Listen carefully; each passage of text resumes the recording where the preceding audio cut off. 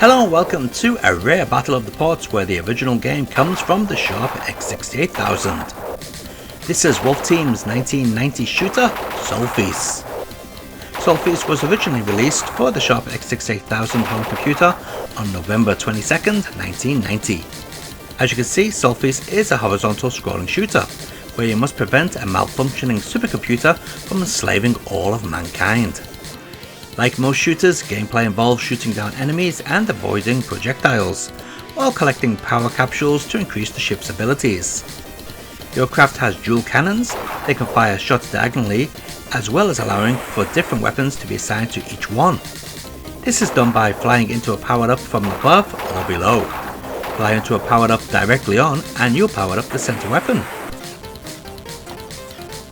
The music in Sol-Feace was composed by Motoi Sakuraba, who later helped work on the Tales series for Namco. The X68000 version supports MIDI in addition to the built-in FM sound source, which you're listening to. It also supports Roland's MT32 and CM32LLA sound source, as well as the CM64, CM32P, PCM sound source, making it highly polished work. However, the MIDI song with the MIDI sound source has a different tempo compared to the built-in FM sound source, which makes it feel unnatural. It's unclear whether this is intentional or a bug.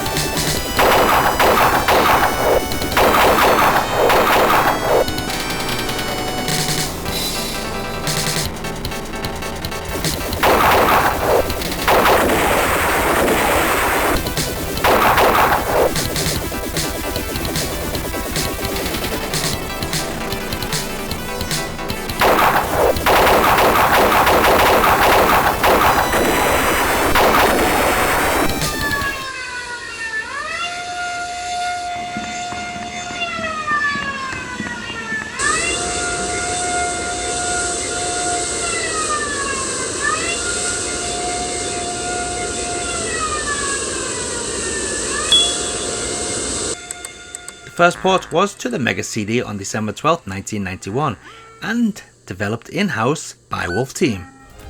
Being on the CD format allowed Wolf Team to add an extra introduction to the game, as well as some amazing CD audio. This Japanese Mega CD version also includes sound effects over the CD music tracks to enhance the game. These were removed from the Western release. Mega CD port does run at a lower resolution to the Sharp X68000 original, resulting in some vertical scrolling that wasn't present in the original. As a whole, this version runs much faster, but as a side effect, it also features a lot more slowdown.